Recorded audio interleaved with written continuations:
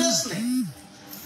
तर मग जसं कसं यथा गंधस्य भूमेश्च देवहूती म्हणते, ज्याप्रमाणे तुम्ही फूल आहे, ते फूल सुगंधाशिवाय आहे का? नाही. म्हणजे सुगंध फुलाला सोडेल का आणि फूल सुगंधाला सोडेल का? नाही. दोघेही एकमेकाला धरूनच आहेत ना. मग सुगंधाशिवाय फूल अशी कधी संकल्पना? हे फूल मातीमधला गंध घेऊन येतं, मातीमधला सुगंध घेऊन येतं. ते मातीचं तत्व ज्याला आपण तन्मात्रा म्हणतो, ती फुलामध्ये गंध रूपाने प्रगटते. मग तो गंध फुलापासून, जसं गंधापासून फूल वेगळं होऊ शकत नाही, तसं पुरुष प्रकृतीपासून वेगळा होऊ शकत नाही. मग त्याला मुक्ती कशी मिळते? असा मूळ प्रश्न त्यांनी विचारला. फार मार्मिक प्रश्न त्यांनी विचारलाय की पुरुषम प्रकृती ब्रह्म न विमुंचति करहिचित यथा गंधस्य भूमेश्च न भावो व्यतिरेकतः अपाम रसस्य यथा अपाम रसस्य यथा. ज्याप्रमाणे पाणी आणि त्याचं रसतत्व, पाण्यामध्ये ओलेपणा आहे. मग ओलेपणा नष्ट झाला तर ते पाणी राहणार नाही, तो अग्नी होईल. मग पाण्याचं तत्व ओलेपणा आहे. ओलेपणा आणि पाणी हे एक रूपच आहे. ते एकमेकांच्या पासून विलग होईल का? नाही होणार. तर मग अशा असताना प्रकृती ही या पुरुषापासून किंवा पुरुष प्रकृतीपासून अलग होऊन मुक्त कसा होईल हे मला सांगा. अकर्तो कर्मबंधोयम पुरुषस्य आश्रयः गुणेषु सत्सु प्रकृते कैवल्यम तेषु तत्कथम. गुणेषु प्रकृती ही गुणात गुणरूप झालेली आहे. मग गुणापासून त्याची मुक्ती कशी होईल? गुण हा चिकटलेलाच असतो. जसा फुलाला गंधगुण चिकटलेलाच आहे, पाण्याला रसगुण चिकटलेलाच आहे, अग्नीला उष्णत्व चिकटलेलंच आहे. उष्णत्व जर नसेल तर त्याला अग्नी कोण म्हणेल? अग्नी आणि उष्णता हे एक रूपच आहे. तर मग मला सांग की पुरुष मुक्त कसा होऊ शकतो? असा प्रश्न विचारल्यावर भगवंत सांगायला लागतात, बरोबर आहे तुझं. आता मी तुला सांगतो. अनिमित्त निमित्तेन स्वधर्मेण महात्मना तीव्रया मयी भक्त्याच समृतया चिरम. आता यामध्ये मुक्ती कशी प्राप्त करायची? दोघे अन्योन्यापाश्रयत्वाच, दोघेही एकमेकांना अन्योन्यापाश्रय म्हणजे एकमेकांच्या वर अवलंबून आहेत. याच्यावर ते अवलंबून आहे, त्याच्यावर हे अवलंबून आहे. याला अन्योन्यापाश्रयत्व असं म्हणतात. आणि हे अन्योन्यापाश्रयत्व हेच आपल्याला बंधनाला कारणीभूत आहे. मग अन्योन्यापाश्रयत्व म्हणजे काय ते उदाहरण देतात की एकदा घटना अशी घडली की एक जुना काळ आहे, जुना काळ, प्राचीन काळ. या काळामध्ये स्वतःच्या वाहनाची सोय नव्हती. केवळ बस किंवा ती याची ठिकठिकाणी थांबणारी, एक अनेक ठिकाणी गावं घेणारी अशी बस होती. फास्ट बस नव्हती.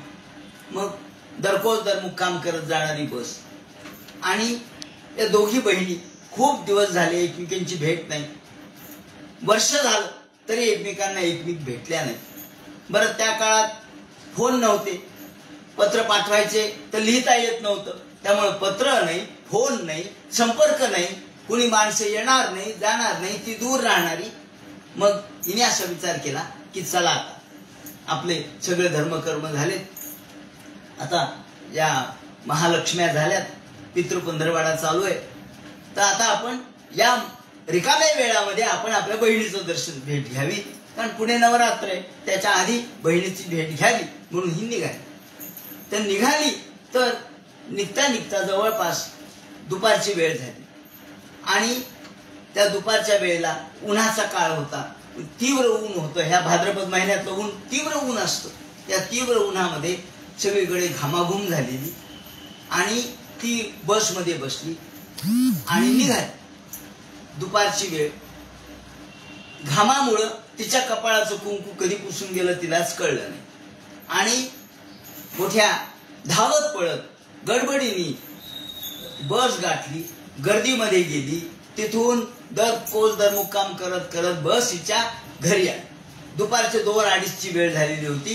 ही हिच्या गावाला आली आता ही बहीण सुद्धा हिने विचार केला की आता आपण आपलं या सकाळचे भाद्रपद महिन्यामधला महालक्ष्मीचा सण झाला आणि पितृ पंधरवाड्यामधलं आपलं हे उरकलं, मग कर्मांतरे सगळे पूर्ण झाले, मग आता काय करा तर सारवण काढा म्हणून तिने सारवण काढलं. पुढे दसरा येणार आहे म्हणून सारवण काढलं. ते सारवण काढण्यामध्ये तिचा बराच वेळ गेला, स्नानही राहिलं तिचं. आणि त्या वेळेमध्ये सकाळच्या गडबडीमध्ये दुपारचे 12 वाजून 2 वाजले तरी तिचं काही काम संपलं नाही. आणि नुकतीच ती आंघोळीला गेली तेवढ्यात ही बहीण आली दारात. आल्याबरोबर तिने आधी दार वाजवलं. समोर कुणीच नव्हतं, ही आंघोळीला गेलेली, समोर कुणी नाही. तिने दार वाजवलं. अगं ठकूबाई आहेस का, ठकूबाई आहेस का, ठकूबाई आहेस का. अरे कोण बोलतंय. हा बकूबाई तू कधी आली म्हणली. ती म्हणली मी, हे काय आत्ताच आली. आणि तिने दार उघडल्याबरोबर तिला दिसलं. तिला काय दिसलं, तिला असं दिसलं की तिच्या कपाळावर कुंकू नाही. आता जुन्या काळातल्या बायका कुंकू लावायच्या, मेण लावून लावायच्या. आजकाल टिकली तर टिकली नाही तर हुकली अशी परिस्थिती. त्या काळात तसं नव्हतं. मोठं अगदी कुंकू, रुपया एवढं कुंकू असायचं. मोठा रुपया होता जुना चांदीचा, तेवढ्या एवढं कुंकू.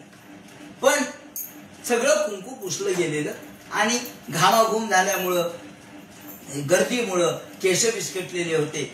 आणि तिला पाहिल्याबरोबर तिने हिला पाहिलं आणि ही नुकतीच आंघोळ करून कोण आलंय म्हणून बाहेर आली. तोपर्यंत तिचं कुंकू लावायचं राहिलं होतं. कोण आलंय दारात म्हणून तशीच आली. आल्यावर विचार कपाळाला कुंकू नाही दिसलं. आणि दोघी असं कसं झालं म्हणून रडायला सुरुवात केली. ही म्हणते अगं कधी झालं ग. ती म्हणली तुझं कधी झालं. ती म्हणली पण तुझं झालं कधी. झालं रडणं बरंच संपलं. नंतर हिचा नवरा बाहेर गेला होता. हा आला. आल्यानंतर चला म्हणजे भूक लागली मला, झालं का. कोण. म्हणले हे आहेत काय. म्हणले हो. मी कशामुळे रडली तू. अगं तुझ्या कपाळी कुंकू नव्हतं म्हणून मी रडले. ती म्हणजे अगं तुझ्या कपाळी कुंकू नाही म्हणून मी रडले. मला वाटलं तुझं आणि तुला वाटलं माझं. आता जेव्हा हा आला पुरुष घरात तेव्हा मग स्पष्ट झालं. ज्याला म्हणतात अन्योन्यापाश्रय त्वाच्य, एकमेकावर एकमेक अवलंबून आणि त्यातून झालेला भ्रम. रडणं खोटं नव्हतं, रडणं खरंच झालं. पण घटना जी घडली, जो प्रसंग जो घडला तो केवळ भ्रमित गोष्टीमुळे घडला. मला वाटलं या वाटण्यावरून घडला. प्रत्यक्षात काही झालं नव्हतं. तिचा एक पती जिवंत आहे. ती म्हणजे आहे माझे पती आहेत, काही झालं नाही. ती म्हणजे अगं आपला संपर्कच नाही किती दिवसात म्हणून मला वाटलं तुझ्या कपाळी कुंकू नाही ते नाही येत काय की. ती म्हणली तू. ती म्हणली मी आता आंघोळीहून आले, अजून राहिलं होतं लावायचं म्हणून राहिलं. तेव्हा खरी घटना कोणती होती तर कुंकू लावायचं राहिलं. याच्यावरून तिने अंदाज केला. हा अंदाज खोटा होता. नेहमी अंदाज खरेच असतात असं नाही. या ठिकाणी सत्य गोष्ट काय होती, कपाळावर कुंकू नव्हतं एवढं सत्य होतं. आणि सत्य अधिष्ठानावर झालेला भ्रम म्हणजे माया. तेव्हा सत्य अधिष्ठानावर झालेला भ्रम म्हणजे संसार. सत्य अधिष्ठान कोणतं, ईश्वराचं. ब्रह्म हे सत्य अधिष्ठान आहे. आणि त्यावर आपल्याला जे भासतं ते वाटतं, ते वाटलेलं खरं असतं असं नाही. म्हणून ते म्हणतात अन्योन्यापाश्रय त्वाच्य, एकमेकावर एकमेक अवलंबून राहिले आणि त्यातून एकमेकांनी एकमेकांचा गैरसमज करून घेतला. त्याला म्हणतात अन्योन्यापाश्रय त्वाच्य नित्यत्वा तनयोः प्रभो. आपल्याला ते खरंच वाटतं आणि म्हणून हा संसार सुखदुःखात्मक आहे. किंवा दुःख आपल्या पदरी पडतं. हे दुःख खोटं आहे. हे कधी कळतं, जेव्हा सत्याचं ज्ञान होतं. जेव्हा हा पती बाहेरून आला आणि चल वाडवर जेवायला भूक लागली, सत्य कळालं, ज्याला म्हणतात ज्ञान. तेव्हा जेव्हा ज्ञान प्राप्त होतं तेव्हा माया राहत नाही, तेव्हा रडणं राहत नाही. मग सगळे हसायला लागले. काय गंमत झाली हो म्हणले. आता काय हसायला, मगा का रडलात. तर मगा केवळ आपल्या मनातल्या केवळ धारणीनी भ्रमानी हे आपल्याला वाटलं. अशा पद्धतीने ते म्हणतात. आणि आता भगवान या ठिकाणी जे उत्तर देतील, या संबंधीचं विवरण करतील, तो सगळा भाग उद्याच्या चिंतनात सांगण्यात येईल. उद्याची वेळ 10 ते 11 हीच राहील.